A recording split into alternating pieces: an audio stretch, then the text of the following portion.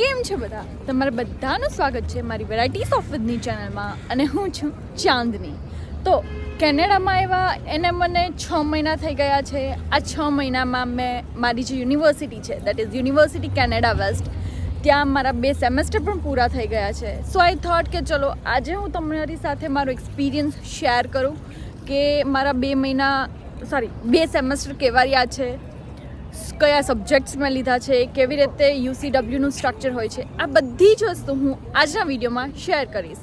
તો મારા વિડીયોમાં બન્યા રહો અને જો તમે મારી ચેનલ ઉપર નવા હોય તો લાઈક, શેર અને સબસ્ક્રાઈબ કરવાનું ના ભૂલતા.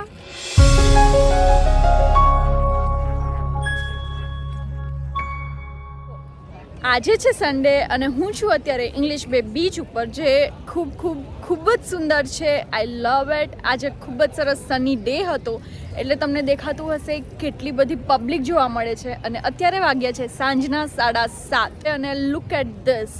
ખૂબ જ સુંદર છે આ બીચ. તો ચલો આપણે વધારે વાર ના લગાડીએ અને હું તમને મારો એક્સપિરિયન્સ શેર કરું. તો મેં જે મારું એડમિશન છે એ મેં ફોલ ટર્મમાં લીધેલું હતું, ફોલ 2023માં. અને મારા ફર્સ્ટ ટર્મમાં 3 સબ્જેક્ટ્સ લીધા હતા મેં, દેટ ઇઝ એથિક્સ, એનાલિટિક્સ અને HRMD. તમે જ્યારે યુસીડબ્લ્યુમાં એડમિશન લ્યો છો તો તમારે મિનિમમ એક સેમેસ્ટરમાં 3 સબ્જેક્ટ ચૂઝ કરવાના હોય છે. તો ફર્સ્ટ સેમેસ્ટરમાં જે મેં સબ્જેક્ટ ચૂઝ કર્યા હતા એ છે એથિક્સ, એનાલિટિક્સ અને HRMD. ત્રણેય સબ્જેક્ટ્સ કમ્પેરેટિવલી થિયરી કમ્પ્લીટલી તો નહીં કહું, કેમ કે એનાલિટિક્સ થિયરી બેઝડ નથી હોતો. એથિક્સ અને HRMD છે એ થિયરી બેઝડ સબ્જેક્ટ હતા અને એનાલિટિક્સ છે એ મોર પ્રેક્ટિકલ સબ્જેક્ટ હતો. તો મારા પ્રોફેસર ખૂબ જ મને સારા મળી ગયા હતા અને મને ખૂબ જ સારું અન્ડરસ્ટેન્ડિંગ મળ્યું કે ભાઈ આ સબ્જેક્ટ્સમાં શું હોય છે શું નહીં.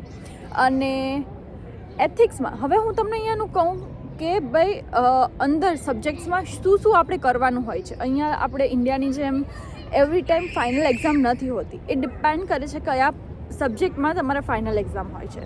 તો જે આ 3 સબ્જેક્ટ છે એમાંથી મારે ફાઇનલ એક્ઝામ ખાલી HRMDમાં જ હતી. એમાં ફાઇનલ ના હોય, એમાં મિડ ટર્મ એક્ઝામ હોય છે.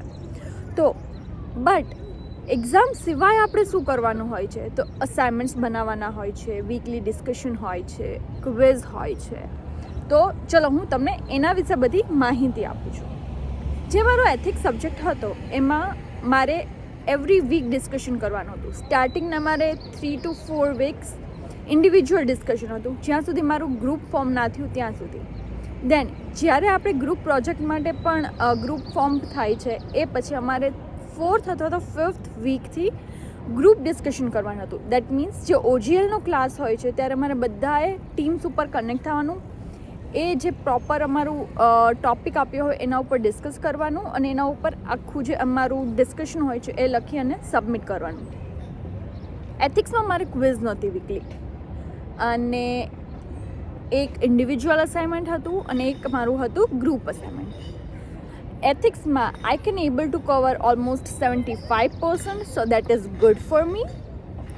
નેક્સ્ટ કે જે મારો HRMD સબ્જેક્ટ હતો તો એમાં મારે વીકલી ડિસ્કશન પણ હતું, દેન મારે ક્વિઝ પણ હતી, એક ઇન્ડિવિજ્યુઅલ અસાઇનમેન્ટ, એક group assignment, bus that is it. અને મિડ ટર્મ એક્ઝામ જે ઓલમોસ્ટ 5th કે 6th વીકમાં આવે છે. તો that is also good and I can able to cover 77%. So I can able to do it. અને last જે એનાલિટિક્સનો ક્લાસ હતો દેટ ઇઝ મોર પ્રેક્ટિકલ. એમાં મને ઘણું બધું શીખવા મળ્યું છે, લાઈક ટેબ્લો ઉપર મેં વર્ક કરેલું અને એમાં પણ ઇન્ડિવિજ્યુઅલ અસાઇનમેન્ટ હતું અને ગ્રુપ અસાઇનમેન્ટ હતું. આ 2 જ વસ્તુ હતી. સો in that I can able to cover like 78%. સો મારું ફર્સ્ટ સેમેસ્ટર ઓલ ઓવર ખૂબ જ સરસ રહ્યું. ચલો હવે વાત કરીએ આપણે મારા સેકન્ડ સેમેસ્ટરની. હવે વાત કરું હું મારા સેકન્ડ સેમેસ્ટરની, તો સેકન્ડ સેમેસ્ટરમાં મેં જે સબ્જેક્ટ ચૂઝ કર્યા હતા એ છે એકાઉન્ટ, લીડરશિપ અને માર્કેટિંગ. તો એકાઉન્ટ ખૂબ જ સારું રહ્યું. એમાં મારે every week quiz, weekly discussion, on top of that જે બીજા બધા લોકો પણ વીકલી ડિસ્કશન કરે છે એમાં 5 to 6 કમેન્ટ્સ કરવાની હતી આફ્ટર રીડિંગ ધેર ડિસ્કશન. અને એક ગ્રુપ અસાઇનમેન્ટ હતું, એક ઇન્ડિવિજ્યુઅલ અસાઇનમેન્ટ હતું અને અકાઉન્ટ્સ આપણને બધાને ખબર છે થોડોક ટફ સબ્જેક્ટ હોય છે. તો ઇન ક્લાસ ક્વિઝ જે વીકલી ક્વિઝ તો હતી બટ ઇન ક્લાસ ક્વિઝ પણ અમારે 3 હતી. તો that was also good experience. એમાં જે લોકો અકાઉન્ટ્સ બેકગ્રાઉન્ડના નથી તો એના માટે એક અલગથી કોર્સ પણ આવે છે FSCC. તો એમાં પણ દેટ ઇઝ કમ્પલસરી કોર્સ.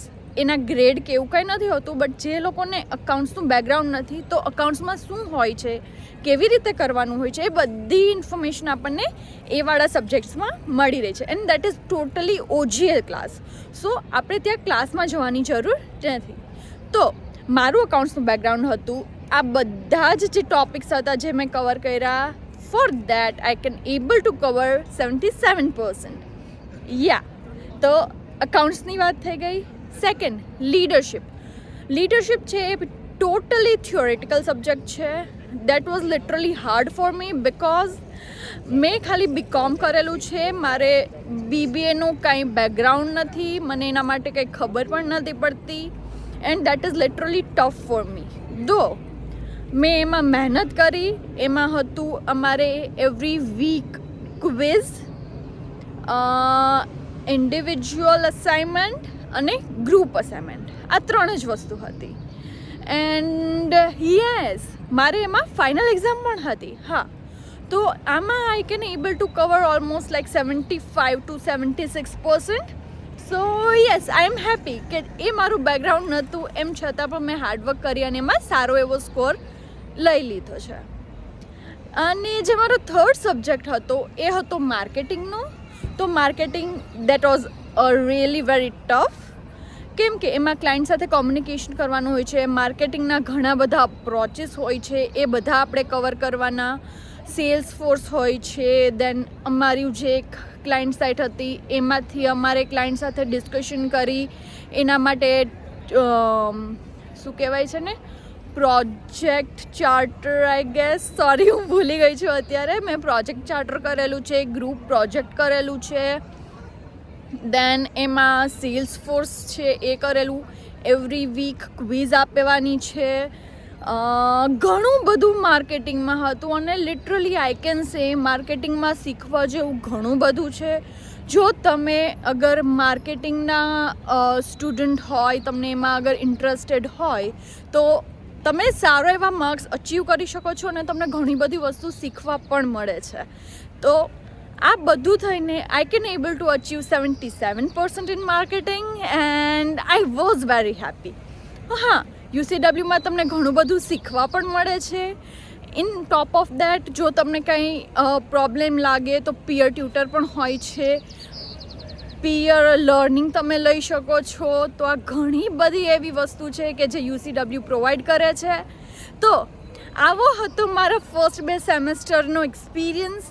મારું થર્ડ સેમેસ્ટર પણ ચાલુ થઈ ગયું છે અને એમાં મારા આ વખતે જે કોર્સ લીધા છે એ છે ફિનાન્સ, CMPT અને OPMT.